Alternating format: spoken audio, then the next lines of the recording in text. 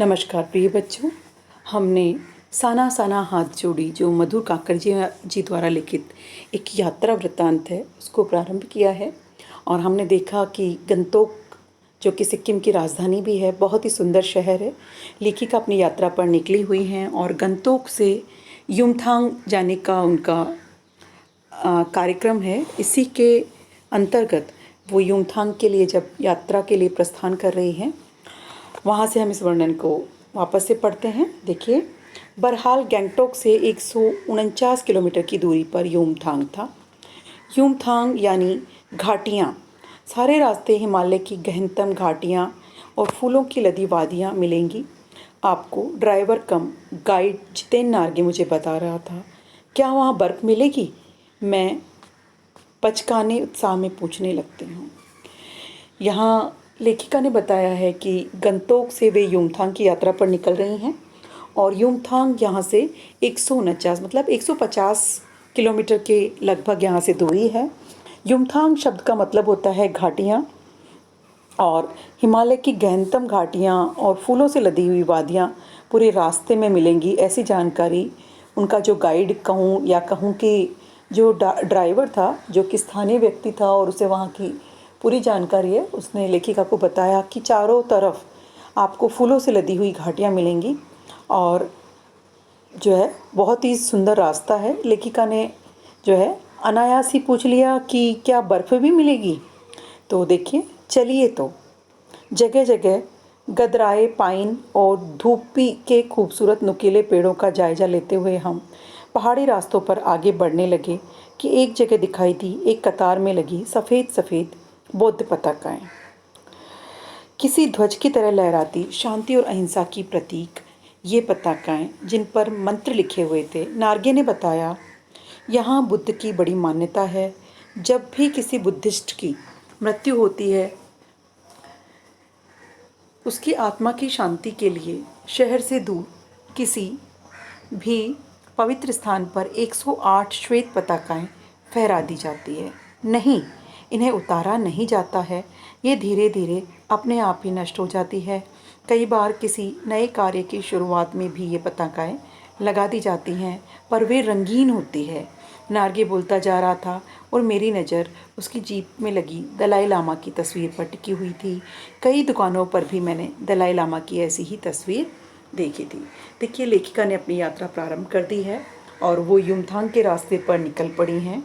रास्ते में वे जीप से देखती हैं कि श्वेत पताकाएं जो हैं वो फैरी हुई हैं, काफ़ी संख्या में हैं। और जितेन नार्गे इस संबंध में उनको जानकारी दे रहे हैं, क्योंकि वहाँ के जो लोग हैं उनका धर्म बौद्ध धर्म है, वो बौद्ध धर्म को मानते हैं। तो नार्गे बता रहे हैं कि अगर किसी बुद्धिस्ट की मृत्यु हो जाती है तो उनकी आत्मा की शांति के लिए जो श्वेत रंग की पताकाएं हैं और संख्या में 108 होती हैं, इन पे मंत्र लिख करके इनको किसी पवित्र स्थान पर जो है लगा दिया जाता है और इनको वापस हटाया नहीं जाता है, अपितु ये स्वतः ही अपने आप ही नष्ट होती हैं। ऐसी ही रंगीन पताकाएं भी जो है वो फहराई जाती हैं, लेकिन वह जो है रंगीन पताकाएं वे तब फहराई जाती हैं जब कोई नया कार्य शुरू किया जाता है। तो लेखिका ध्यान से नार्गे की बातें सुन रही हैं, साथ ही जीप में जो है दलाई लामा की तस्वीर टंगी है उस पर भी उनकी नज़र जाती है। ऐसी ही तस्वीरें उन्होंने कई स्थानों पर भी देखी है। हिचकोली खाती हमारी जीप थोड़ी और आगे बढ़ी। अपनी लुभावनी हंसी बिखेरते हुए जितेन बताने लगा, इस जगह का नाम है कवि लॉन्गस्टाउन। यहाँ गाइड फिल्म की शूटिंग हुई थी। तिब्बत के चीज़ खे बसन के लेप्चाओं के शोमेन से कुंजतेक के साथ संधि पत्र पर यहीं हस्ताक्षर किए थे। एक पत्थर यहाँ स्मारक के रूप में भी है। लेप्चा भूटिया सिक्किम की इन दोनों स्थानीय जातियों के बीच चले सुदीर्घ झगड़ों के बाद शांति वार्ता का शुरुआती स्थल। नार्गे जो कि ड्राइवर है और साथ ही स्थानीय कहें कि जगहों की पूरी जानकारी उसे है, तो बताता हुआ जा रहा है कि जिस स्थान से वो लोग गुजर रहे हैं वहाँ पे हिंदी फिल्म गाइड की शूटिंग भी हुई थी और साथ ही लेप्चा और भूटिया ये सिक्किम की जातियाँ हैं। इनके बीच लंबा संघर्ष भी चला और बाद में इनके बीच में संधि भी हुई, तो वो संधि इसी स्थान पर हुई। उन्हीं रास्तों पे मैंने देखा एक कुटिया के भीतर घूमता चक्र। यह क्या है? नार्गे कहने लगा। मैडम, ये धर्म चक्र है, प्रेयर व्हील। इसे घुमाने से सारे पाप धुल जाते हैं।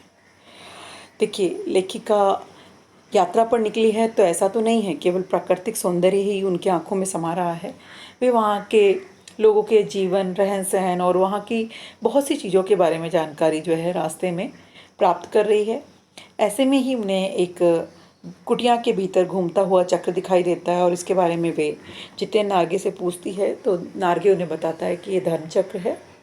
तो कहने का मतलब वो वहाँ की संपूर्ण जानकारी जो है नार्गे से प्राप्त कर रही हैं और नार्गे भी बड़ी ही कहें कि उत्साह के साथ वहाँ की सारी चीज़ें उन्हें बता रहा है। तो ये एक तरह से जो यात्रा है वो दूसरे स्थान या कहें कि जिस स्थान पे हम यात्रा करने जाते हैं वहाँ की कला संस्कृति के बारे में जानने का भी हमें अवसर प्रदान करता है। धन्यवाद।